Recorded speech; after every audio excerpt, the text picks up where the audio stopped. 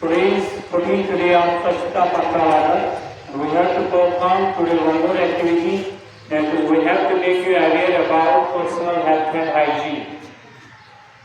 Firstly, I will define to you what is personal hygiene. Personal hygiene refers to the practice and habits that individuals adopt to maintain cleanliness and promote health.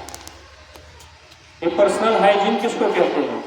वो सारे आदत अतवार जो एक इंसान adopt करेगा, अपने तौर तरीकों को ऐसा करेगा ताकि वो अपनी सेहत को जो है वो सही रखे। इस सेहत को हम कैसे सही रख सकते हैं? अपने आप को हम जब साफ और सुथरा रखें।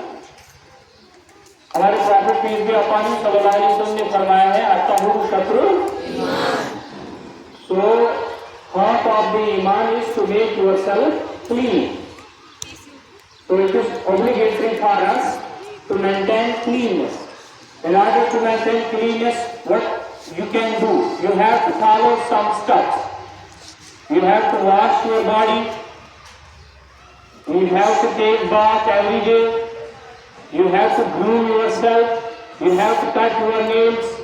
You have to adopt healthy habits so that you can make yourself clean and neat. What are the benefits of good personal hygiene? It can prevent you from diseases and illness. देखा जाता है जो बच्चा ज्यादा साफ सुथरा रहता है, जो इंसान ज्यादा पाक रहता है, उसको बीमार होने की जो चांसेस है वो बहुत ही ज्यादा कम होते हैं।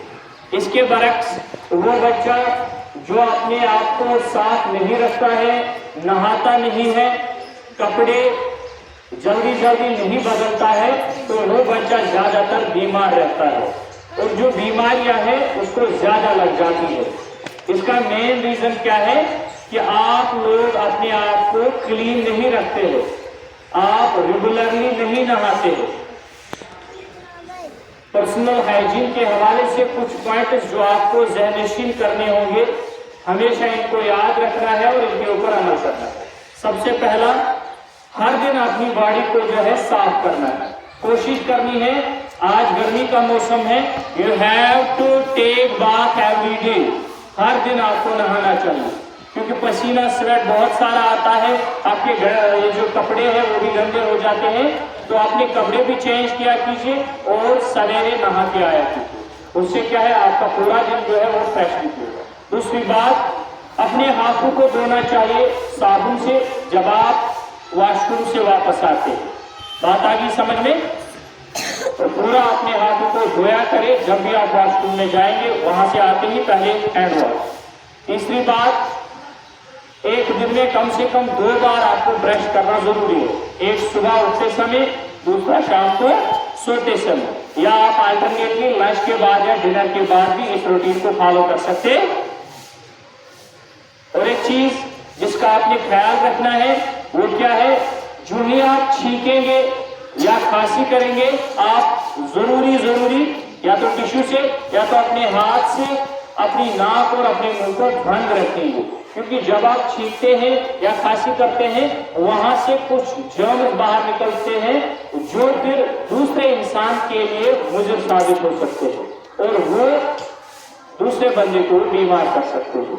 और एक चीज, आखिरी चीज जिसका आपने ख्याल रखना है वो है, जब भी आप अपने पालतू जानवरों के पास जाते हैं, उनसे खेलते हैं, उनको प्यार देते हैं, उसके बाद में जरूर ही आपको अपने हाथों को धोना है, वॉश करना है, तब जाके कोई खाने की चीज जो है उसका इस्तेमाल करना है।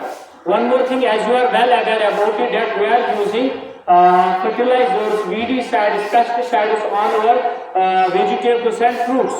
Before consuming any vegetable, any fruit, you have to wash them almost I think 3 times.